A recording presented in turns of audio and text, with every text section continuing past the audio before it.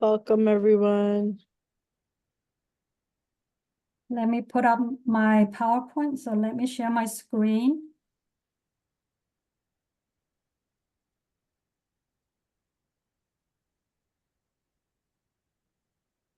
Oh, Mr. Mitchell is coming back. Let me admit him. I got him. Okay. Do you see my screen, Esther? Yes. Okay, good evening, everyone. Welcome to our November DPAC meeting.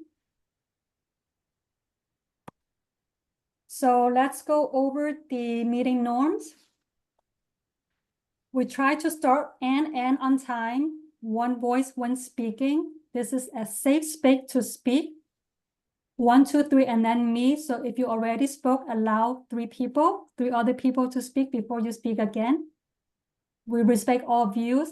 We try to be present and engaged and involved. This is the agenda of today.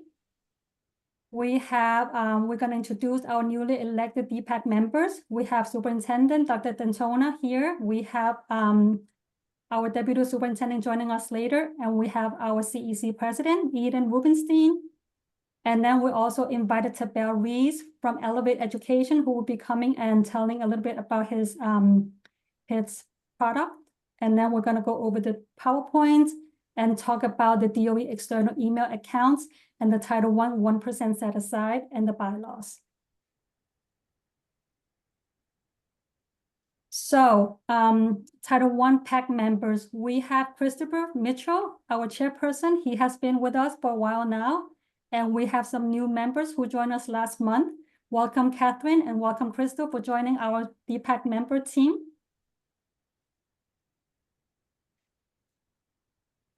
Do you guys want to turn on the camera and share, introduce yourself? I can stop for a second. Mr. Mitchell, do you want to start? Since we have new members in this call. Good evening, everyone, and Dr. Michael. Welcome, everyone, to today's DPAC meeting. Thank you all for joining. Last year, it was a little bit difficult, actually, to get an alternate and a secretary. But it looks like that goal has been achieved. So thank you very much for stepping up. I'm looking forward to all of the information, and I hope that everyone enjoys it this evening. Thank you so much. And we have our alternate, Catherine. Catherine, do you want to introduce yourself? Hi, good evening, everyone. My name is Catherine St. Pierre. I am dialing in tonight. I am happy to be here, happy to help out. Our middle school just recently went to a Title I, so this is a new position for a new situation for our school, and also for me as a parent representative. So although I'm the alternate chairperson, there is still a lot for me to learn, but I am willing to do whatever I have to do in order to help out, and I'm gonna just make as much time as I can to do it. So I'm happy to be here and happy to learn. Thank you so much, Catherine. Catherine is a familiar face to me. She's also on our CEC panel. And then we have our secretary, Crystal. Crystal, do you want to unmute and introduce yourself?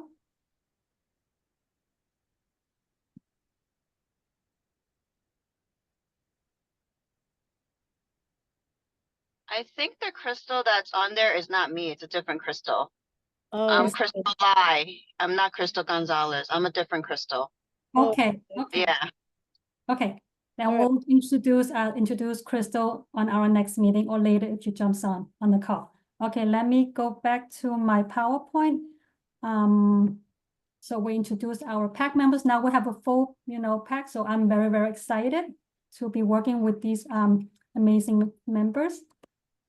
Hold on, let me go to the next. Okay, and then next we have Superintendent Dr. Michael Dantona. Dr. Mike, do you wanna take over the floor? It's all yours. It's all mine. Okay, hi everyone. Really excited to be here with you guys tonight. I know that this has been a little bit of a process to make sure that you have a full team for DPAC, but I'm excited that you guys have been able to do so.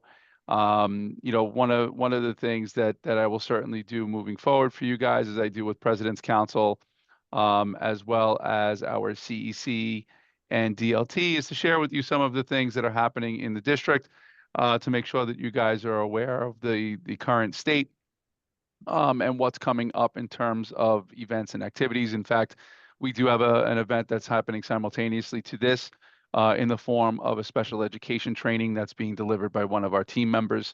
One of the things that you should know as parents is that all of the things that we do are all accessible online. They're recorded. Any of our events that we do on Zoom, we record them when we keep them accessible to our families. We've been really trying very hard to make sure that we consistently have translation accessible for our folks in Chinese and in Spanish. So it's just important that you guys know that we do have that available. And I'll just put in the event that you don't have our district site, and I know that the team will be talking to you about it at some point, but d25.nyc has all of our resources up and available to you as parents. And I encourage you, one, if there are things that you're not sure about or want to know more about, is just please ask the questions. Our team is really great at getting back to our community to make sure that anything that you do need is available to you. And if it's not Jenny responding to you, it will be someone else from our team that can support. Esther always being a support, although in very different ways now. Will always be someone from our team that can connect with you to offer you whatever additional resources that you need, whether it's for your own child or for your school, or you think it's important for us at the district community at large. So, we're here for you. I'm happy to be here with you guys tonight. And if there's anything that comes up that I can be of service for you guys, I'll be happy to do so. Thank you, Dr. Mike. Let me pull up my presentation again.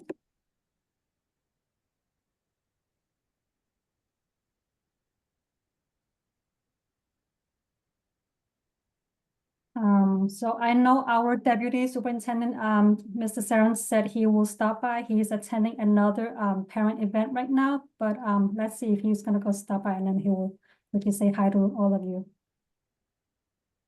A little bit about our team. We are Team Awesome. So our team have for this current, we have 22 members. We was 23 members, but because we took Esther out, now we're only 22 members. Dr. Mike, correct me if I'm wrong, okay? We have, we have our superintendent, we have our deputy, and then we have Louis. Everyone knows Louis Latito, and I'm the family support coordinator. And then our family leadership coordinator. The seat is vacant right now, so we're gonna have to fill this seat as soon as possible, so I can get someone to come and help me. If you would like to meet all our, Team Awesome members, you are welcome to do that by clicking on, d25.nyc. This is the link where you can see all the pictures, our titles, and a little description of what we do. I heard my. Yeah, and Jenny, just so you know, we do have one new team member that will be joining us in another week or so, whose background is in special education and on the instructional side. So we have what we call an AZ, it's an administrator for special education, who really supports IEP work. So that individual is not up there yet, but we will have a new team member within another week or so, specifically supporting special education instruction. Okay. I heard my picture went down today. Yes. I went back to count on the members and said, oh, where's Esther? They took her down already. So for the parents that are here that don't know, my last day at the district was on Friday, the 22nd. I have accepted a new job. I'm working now at Tweed. I wouldn't have left the team, but the commute after 14 years was getting to me. And now I'm 30 minutes away from home. And but I'm always going to be part of District 25 Team Awesome. And I'm always going to be here to help if you guys need anything. Thank you. And congratulations. Oh, thank you. I know this is Esther's and Mr. Mitchell's meeting. Okay, now Esther abandoned me. Now it's only me and Mr. Mitchell. We have Crystal and we have Catherine. Thank God I have two more. I lost one, but I gained two. Yeah. Can't complain. Two steps forward, one step back, I guess. Yes, yes, so I cannot complain. Okay, so this is the flyer that me and Esther sent out or send out every month about the DPAC meeting. We share this flyer with our parent coordinators, then go ahead and call you guys, reach out to their PAC members to encourage them to attend the DPAC meeting. So this is something that we share on a monthly basis. Sorry, I'm losing my voice. I'll help you. It's been a tough week without Esther. Aw. So a little bit about Title I and why we're here, right? So, so Title I is a federal program who provides supplemental financial assistance to schools where the majority are low-income families. So once a school becomes a Title I school, the Title I fund will be used for school-wide programs to serve all children in that school. The goal is to improve students' academic achievements. The Title I schools are required to include parents in the decision-making process on how to spend the 1% set-aside fund. So let's go to the next page. So here are 2 pages of list. What has been suggested to how to spend that 1% set-aside fund. So some of them could be family literacy night. We could do, I know some schools have been doing Hall of Science trip for all families. They can, some schools have been doing some kind of like academic, what is it called? I'm sorry, I lost the word. Some science night where they invite the teachers to come and teach all families on how to do science. And then some of the money can be used for, nutrition or health or career, college and career readiness, page 2, or parents book club, right? So these are the suggested ideas what the 1% set aside plan can be used for. And then the next page is the list of what we should not use the money, the 1% set aside plan fund for. So this is something that we should not spend the money, like, a school dance where it includes a father-daughter and mother-son dances event, or class trips, or staff salaries, or, refreshments for any scheduled meetings as the PAPTA and SLT. So these are the areas that we have to be very careful when we are discussing on how to, spend that 1% set aside plan, Title I fund. So let me just, just a quick and easy, you guys. The money should not be spent to have fun. It should be spent to, before the money was monitored, it would be spent to buy coffee and lunches and stuff like that. Your Title I money should not be used for that. It should be used for the benefit of all the students to learn and to move forward and to grow. So anything that you could do to advance, anything like reading, math, that's what you use your Title I for, not to buy cool chairs for the parents lounge or to, get new yoga mats for all the parents to do yoga. That's not what the money is for. So just be very wary about that when it comes to it's not to sponsor the father and father and daughter dance or the mother and son dance. That's not what the money is for. So, I mean, the goal is to improve students' academic achievement. So every time, when we discuss and suggest, that's what we have to think about. So these are our District 25 Title I schools. Current, we have 25 schools out of 36 that are Title I schools. And then we have out of 36 schools total, we have 2 of them are pre-K centers. DPAC meeting. So like tonight, this is a meeting that we'll be holding every month with Mr. Mitchell. And now our team has grown. So we're going to be holding this meeting with Mr. Mitchell and Catherine and Crystal, the alternate and our secretary. A little bit about the bylaws. So all Title I schools must have a bylaw on, that describes how their PAC, which stands for Parent Advisory Council, function. The bylaw will tell you what to do.